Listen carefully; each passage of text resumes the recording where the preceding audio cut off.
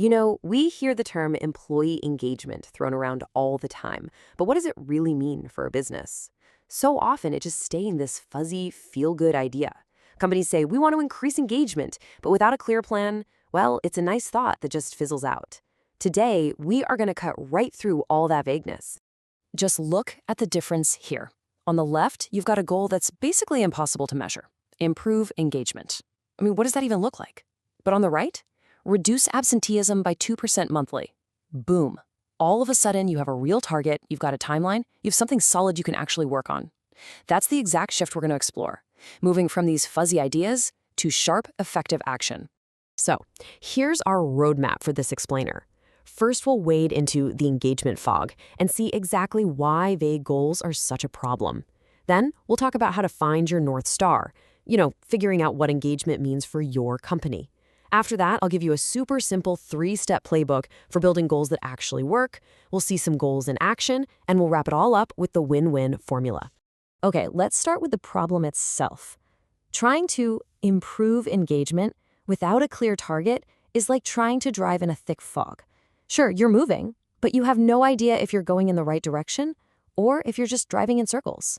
It might feel productive for a minute, but ultimately, you really don't get anywhere. And this isn't some small, fluffy problem. The costs are very, very real. It's never just one unhappy employee, right? It's a ripple effect. Bad morale spreads like wildfire, and that leads to real costs, things like performance management, more people calling in sick, and sometimes even expensive legal headaches. It's like this slow, silent drain on your resources that just eats away at your company culture. Now, check this out. This is where it gets really interesting because we're talking hard data now. This isn't some soft people metric. Companies with engaged teams see 48% fewer safety incidents. This just goes to show you engagement isn't just about making people feel happy. It has a direct, measurable impact on the safety and success of the whole operation. Okay, so how do we get out of this fog? Well, you need a North Star. Before you can even think about setting goals, your leadership team has to sit down and agree on what you're actually trying to do. See, engagement isn't a one-size-fits-all thing. You have to define what success looks like for your organization. So what could that North Star be? Well, for some companies, it's all about becoming an employer of choice to get the best talent. For others, it's directly tied to making customers happier. Or maybe your biggest headache is that people keep leaving. So your number one focus is retention. The key thing here is this. You have to pick a primary focus. Your priorities might change over time, and that's fine, but you have to start with one clear direction. Once you know where you're going, you need a plan to get there. And listen, it does not have to be complicated. We can break it all down into a simple 3-step playbook that turns that big picture vision into clear, actionable goals that actually get you results. And here it is, 3 simple steps. First, you survey your team to figure out where you're starting from. Second, you use that info to set SMART goals. And third, you decide how you're going to measure what really matters so you can track your progress. Let's break each one down. Step 1 is all about listening. You just can't set meaningful goals in a vacuum. So running an employee survey is absolutely crucial. And it's not just about collecting numbers. It's about giving your people a voice. This is how you get your starting point, your baseline, and figure out what they actually care about, so you're not just guessing what the problems are. So you've listened. Now what? Well, that brings us to step 2, setting goals. And not just any goals, we're talking SMART goals. This framework is the tool that turns those vague wishes into real objectives that create clarity and accountability for everybody. The SMART acronym is just a fantastic guide. Your goal needs to be specific. What exactly do you want to do? Measurable. How will you know if you've won? Attainable. Is it actually doable, or is it a fantasy? Relevant. Does it connect back to those bigger business outcomes you care about? And finally, time-bound. What's the deadline? When you can check all 5 of these boxes, you've got yourself a seriously powerful goal. All right, you've set your brilliant SMART goal. Now for step 3, measurement. A goal is pretty useless if you don't track it, right? Depending on your North Star, you could track things like staff turnover or absenteeism, or maybe an employee net promoter score, which is just a fancy way of asking, how likely are your employees to recommend working here? You can even link it to things like customer satisfaction scores or straight up profitability. The point is to pick the metrics that directly show if your goal is working. And I have to pause here because this is so important. If you ask your employees for their feedback, you absolutely have to do something with it. I mean, nothing destroys trust faster than asking people for their opinion and then crickets.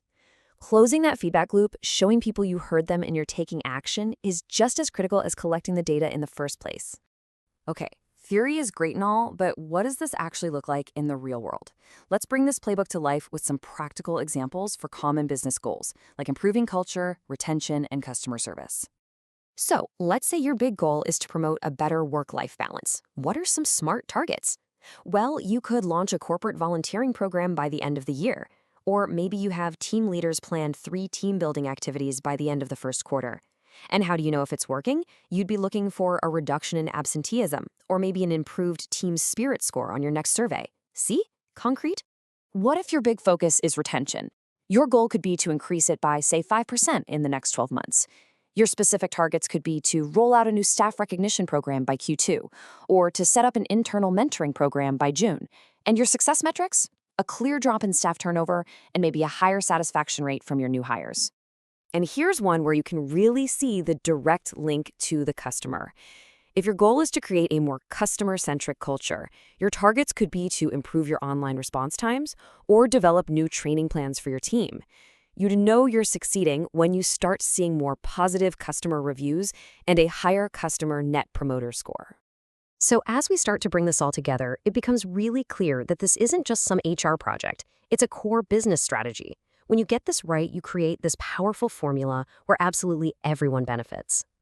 So, if you only remember a few things, let it be these. Set realistic, smart goals. Always get your people involved with surveys and feedback.